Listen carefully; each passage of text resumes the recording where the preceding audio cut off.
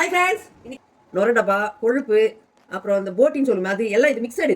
இது இந்த ரத்தம், இது ரெண்டுத்தையும் நம்ம ஒன்றா தான் போட்டு செய்வோம். எப்படி செய்யுதுன்னு சொல்கிறேன். ஒரு இட்லி குண்டால தண்ணியை முதல்ல வச்சுக்கலாம்.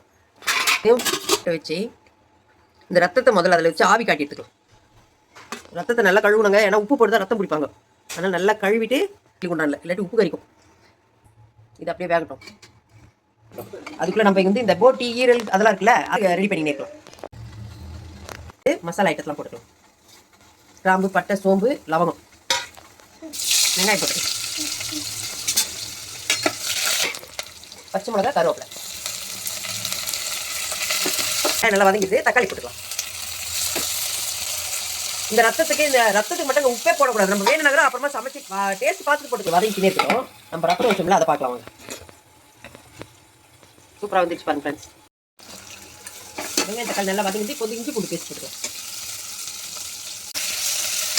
இப்போ வந்து நம்ம இந்த நொர டப்பா ஈரெல்லாம் வச்சுக்க பார்த்தீங்களா, அதெல்லாம் போட்டு நல்லா வதங்கிட்டு இப்போ வந்து மஞ்சத்தூள் நல்லா குழம்பு மிளகாத்தூள் தான். ஈரல் கிரேவி மாதிரி இருக்கும். டேஸ்ட்டுமே அதே டேஸ்ட்டுக்கு வந்து பாருங்களேன். ஒரு சிலருக்கு வந்து ரத்தம் வந்து பொடி மாஸ் மாதிரி பண்ணி கொடுத்தாலும் பிடிக்காது பாருங்க. அதனால நம்ம இப்படி பண்ணோம்னா பசங்களாம் நல்லா சாப்பிடுவாங்க. இங்கே பாருங்க ஃப்ரெண்ட்ஸ், தூள் தூளாக கட் பண்ணிட்டோமா. இப்போ வந்து இந்த நொர டப்பா கூட நம்ம அது போட்டுக்கலாம்.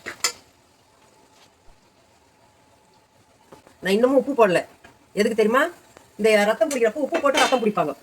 அதனால நம்ம வந்து சமைச்சிட்டு டேஸ்ட் பார்த்துட்டு உப்பு போட்டுக்கலாங்க.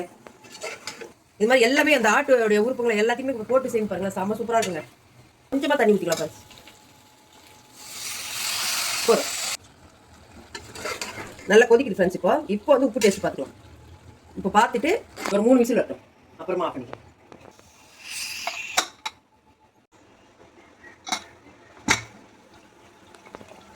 எவ்வளோ சூப்பராக வந்துருக்கு பாருங்க ஃப்ரெண்ட்ஸ். பெப்பர் தான், கொத்தமல்லி,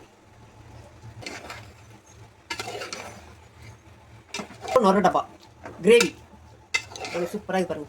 நல்ல டேஸ்ட்டுங்க. அதாவது நம்ம தனித்தனியாக சேர்ந்தா வேறு மாதிரி இருக்கும், எல்லாம் சேர்த்து செய்யணும்னா அது ஒரு மாதிரி டேஸ்ட் வரும். ஆனால் இது நல்லா சூப்பராக இருக்கு ஃப்ரெண்ட்ஸ். இதே போல நீங்கள் ஒரு வாட்டி ட்ரை பண்ணி பாருங்க. பாய்.